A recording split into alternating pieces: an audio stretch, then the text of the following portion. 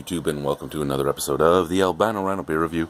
Today we are going to be looking at a beer that was sent to me by the one and only Lee M. Not Hoogly, Lee M.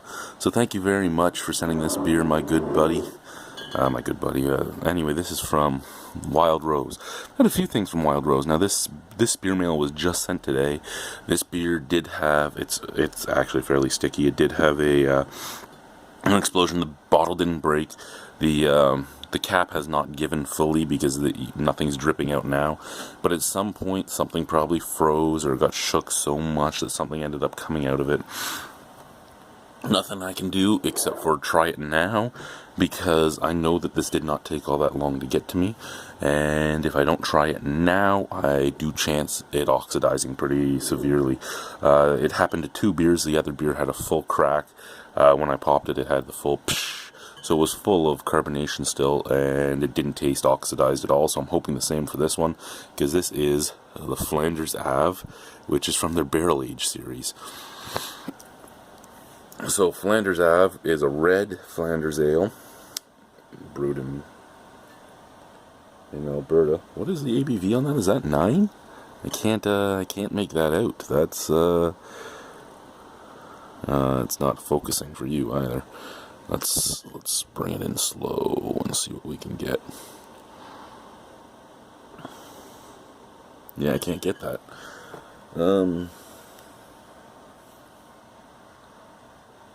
Yeah, I don't know. I think it says 9. I don't know. I don't know what the ABV is because I can't read that. Okay, Barrel Age Limited Edition.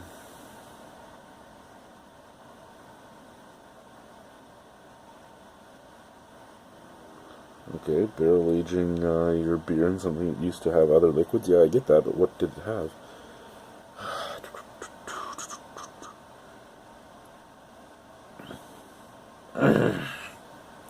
It doesn't even say what type of barrel it was. That's intriguing. Okay, let's pop her open and go. My hands are covered in old Flanders red now. Okay, so there's still a good pop on that.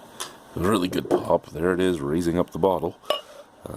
So I think it's 9%. It's barrel aged in some type of barrel. I'm going to assume a wine barrel off the hop. Wine barrel would work with a Flanders red really well. What it was, not sure. I mean, a bourbon barrel could work too, but a wine barrel would be more the way to go. When I was pouring this, it looked kind of yellow. Come on, really? Okay, it's just water droplets because it's coming off right away. I was going to say, I used this glass in my first review, and it did have, there, see, they're already gone. It did have some residual side bubbles, and I knew that was stains from my hard water, and I had actually used my bottle brush this time between uses. I was rinsing it out and bottle brushing it, so I didn't expect to see more residual, but I did. Anyway, very murky, very nice, no head really. There was a little bit of a line of white head, but there isn't now. Very murky, diarrhea-like, and kind of a reddish amber color. Smell. Okay, so you get that, you're getting that funk. It's almost like a Brett funk coming off of it. It kind of reminds me of that perm chemical-like smell. Vanilla, funk, sourness, a little bit of roastiness, and let's give the bottle a sniff. See if I can get past the. Okay, so vanilla, funk, sourness.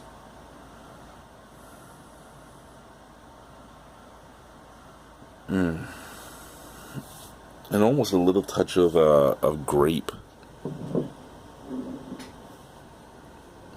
Let's try it. Cheers.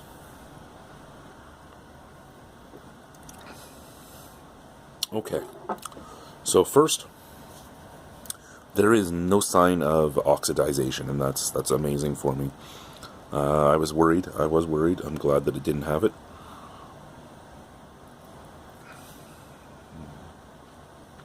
My eyesight must be fucking horrible because this has to be like only like 4 or 5% alcohol.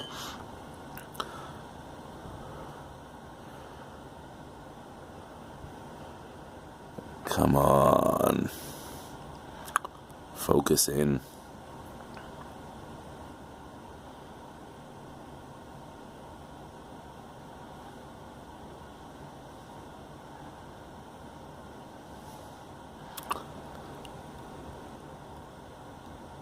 Is that 8? What is that? No, okay, is that a 5? Yeah, 5. Okay. I think it's 5. It's too small for my eyes. It has too much, it's too small for my eyes. It's now unfocused out far. So, yeah, too small for my eyes. And there's those little little wood decorations on it, so I can't actually make it out. I don't know now. Is it 5? Is it 9? Is it 7? Is it 3? I don't fucking know. I don't even care. Is the beer good?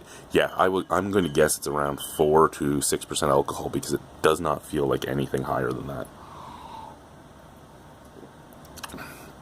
Very easy drinking, very easy drinking. Now, it did have that perm chemical smell for me, but to me it's actually just like a beautiful sour black cherry mixed with some vanilla, mixed with some malt. It has a almost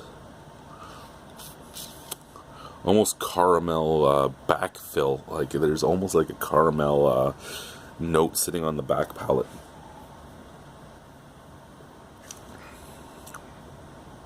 Very easy drinking, very light. It's an awesome beer.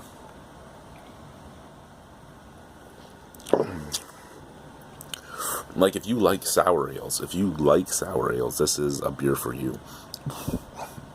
If you're not a fan of Flanders, if you're not a fan of any of that, not really a big beer for you. I don't know if the barrel's adding all that much. I mean, there is, like I said, a black cherry taste. There is an almost Pinot Noir like taste in there. There's almost a deep red grape, and there's a bit of vanilla. I mean, so you're getting the vanilla. You're getting that that little bit of fruity zest. You're getting a little bit of oakiness, but I mean, does that actually add to the beer?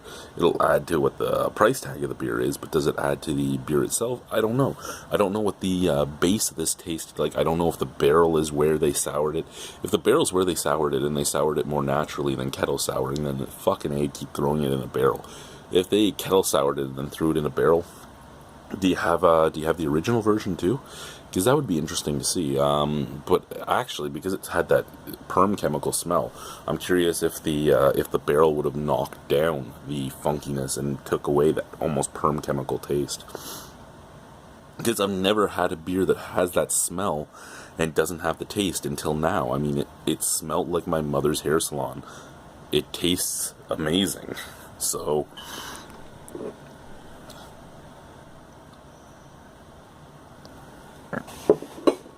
I'm going to give that a straight up 9. Thank you, Lee, for sending it. Everybody, have a wonderful night.